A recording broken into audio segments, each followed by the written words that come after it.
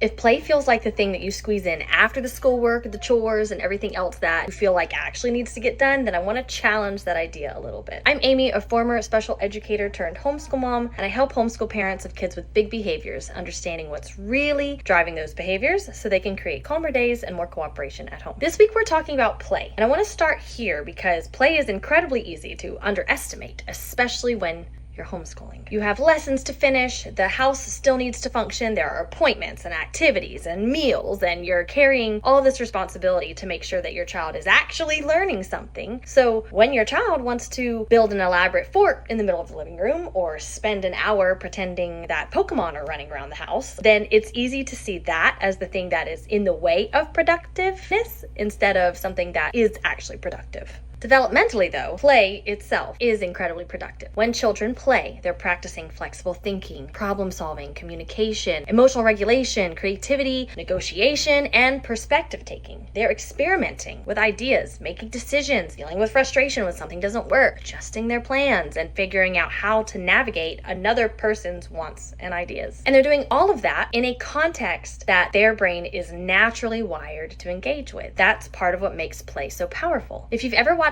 children negotiate the rules of a game they've invented, you've probably witnessed more cognitive flexibility and conflict resolution than you actually realized. No, you can't do that because this is the lava. What is the pillow safe? Why isn't the pillow the safe spot? Okay, but you only get 10 seconds to be on base. And it looks like the kids are arguing about the game, but there's actually a tremendous amount of social and cognitive work happening inside of that interaction. This becomes especially important when you are homeschooling a child with big behaviors because so much of your attention can naturally become focused on the places where your child is struggling. Can they sit through the lesson? Can they handle making a mistake? Can they transition without a meltdown? Can they follow the direction? Can they get through something difficult without everything falling apart? And when those things are hard, it's understandable that we want to spend more time teaching and correcting those skills. But play gives children another place to develop many of those same capacities. A child who struggles with flexibility during school may practice flexibility over and over during pretend play. Or a child who becomes overwhelmed when something doesn't go according to plan gets opportunities to adjust when that block tower falls or the game rules change. And a child who struggles socially gets to experiment with negotiation, perspective taking, and repair. That doesn't mean that play replaces the support or instruction that your child needs, but it does mean that we need to recognize that development is happening in more places than just the lessons at the table. And that's one of the reasons that play deserves a place in your homeschool days. The child isn't stepping away from development when they play. That is the prime of development, is when they are playing.